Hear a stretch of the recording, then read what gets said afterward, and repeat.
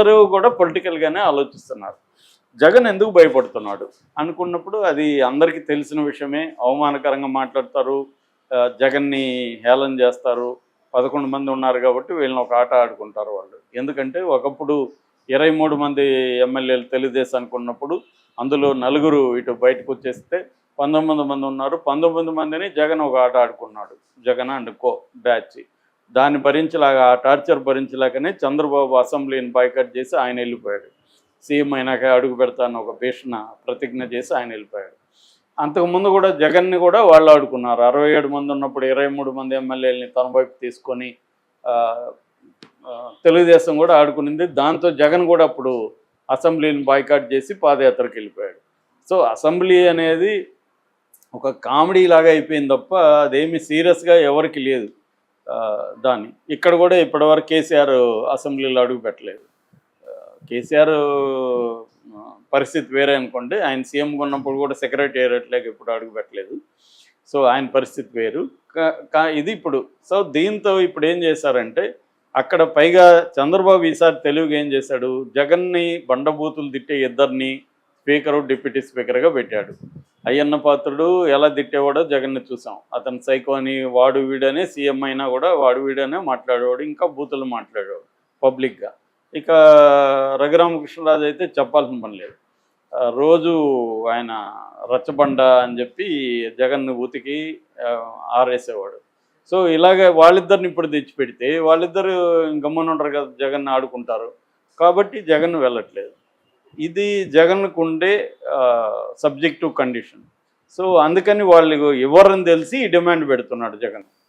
వాళ్ళు ఇవ్వరని జగన్కి తెలుసు, ప్రతిపక్ష హోదా ఇవ్వరు కాబట్టి ఇస్తే వస్తా అంటాడు. ఇవ్వరు కదా ఎలాగూ, కాబట్టి మనం పోయే పరిస్థితి ఉండదు. పోయే పరిస్థితి లేకపోతే అవమానాల నుంచి తప్పించుకోవచ్చు అనేది జగన్కున్న ఇది. దీన్ని తెలుగుదేశం ఏం చేయాలనుకున్నదంటే వీడిని ఏదో ఒక రకంగా రప్పించి ఇతన్ని ఒక ఆట ఆడుకోవాలనేది తెలుగుదేశంకు ఉంటుంది. ఇతను ఎస్కేప్ అయిపోతున్నాడు ముందు నుంచే అనేది వీళ్ళకు ఉంది. అందుకని వీళ్ళు ఏం చేశారు, 60 రోజుల రూల్ ఒకటి తీసుకొచ్చారు. 60 రోజులు వర్కింగ్ డేస్ కానీ అసెంబ్లీకి హాజరు కాకపోతే అతన్ని అనర్హుడిగా ప్రకటించవచ్చు అనేది లీగల్గా ఉందని. దీని మీద కూడా భిన్నాభిప్రాయాలు ఉన్నాయి.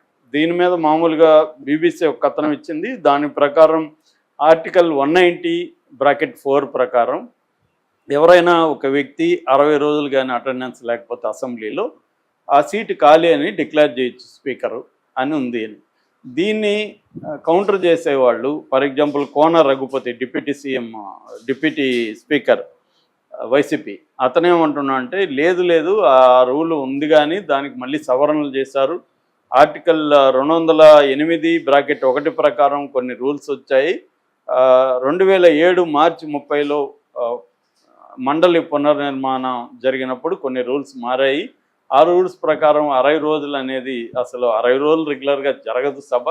60 రోజులు రెగ్యులర్గా జరిగితే కదా ఈ రూలు, కాబట్టి ఇది రూల్ వర్తించదు అని వీళ్ళు అంటున్నారు. కానీ ఈయనెవరు యనమల గతంలో స్పీకర్గా ఉన్నాడు. ఆయన ఏమంటున్నా అంటే ఈ రూల్ అయితే ఉంది, స్పీకర్ అనుకుంటే అతను అనర్హుడిగా ప్రకటించవచ్చు, but it is not that easy.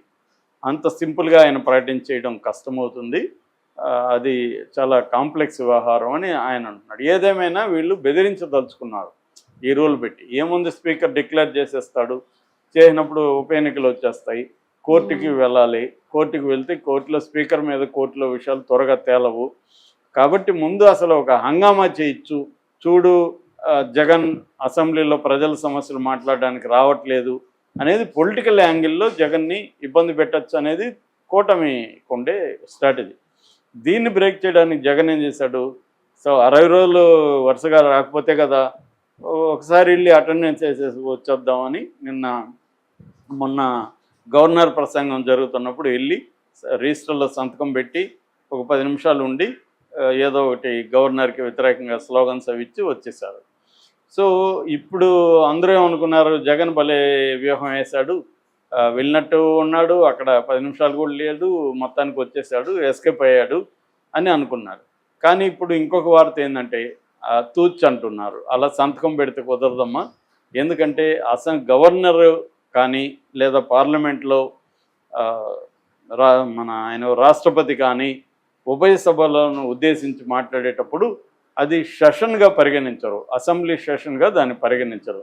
Assembly సెషన్గా పరిగణించినప్పుడు నువ్వు అసెంబ్లీ సెషన్కి వచ్చినట్టుగా లేదు, సంతకం పెట్టచ్చు, కానీ అసెంబ్లీ సెషన్కి రాలేదు కాబట్టి ఆ సంతకం చెల్లదు అని వీళ్ళు మాట్లాడుతున్నారు. దానికి వైసీపీ వాళ్ళు ఏమంటున్నారు, నువ్వు అసెంబ్లీ సెషన్ అన్నా పెట్టుకో, గవర్నర్ ప్రసంగం అన్నా పెట్టుకో, ఇంకొకటి పెట్టుకో, సంబంధం లేదు, అది అసెంబ్లీ జరిగినట్టే. సంతకం పెట్టి అట్లాంటప్పుడు రిజిస్టర్ ఎందుకు పెట్టారు మీరు? ఆడ రిజిస్టర్ పెట్టకూడదు కదా. రిజిస్టర్ పెట్టారంటేనే అది అసెంబ్లీ సెషనే. అది సెషన్ అంటే డిస్కషనా, గవర్నరా, ఇంకోటి, అసెంబ్లీ జరిగినట్టు, అసెంబ్లీకి హాజరైనట్టు అని చెప్తున్నారు. సో మళ్ళీ ఇక్కడ స్పీకర్ ఉండే డిస్క్రిషనరీ పవర్ ప్రకారం దీన్ని నేను గుర్తించను అన్నాడు అనుకోరు స్పీకరు, ఏం జరగచ్చు అంటే ఏదో ఒక రకంగా వాళ్ళని వీళ్ళు ఇబ్బంది పెట్టాలి, వీళ్ళు వాళ్ళ ఇబ్బందులు పెట్టాలనేదే డ్రామా నడుస్తుంది. కానీ ఇక్కడ ప్రజల సమస్యల మీద చర్చించడం అవసరం అన్న యాంగిల్లో లేదు. ఇదే జరుగుతుంది. జగన్ అయినా అదే వాడుకుంటున్నాడు. జగన్ ఏం చేయాలి? మామూలుగా పొలిటికల్గా కూడా జగన్కి ఏది మంచిది? అసెంబ్లీకి వెళ్ళి తన అవమానాలు ఒకవేళ చేస్తే గురైతే ప్రజల్లో సింపతి వస్తుంది, కానీ దానికి రెడీగా లేడు. గతంలో చంద్రబాబు కూడా వెళ్ళిపోయాడు కాబట్టి చంద్రబాబు కూడా ఇప్పుడు జగన్ అనే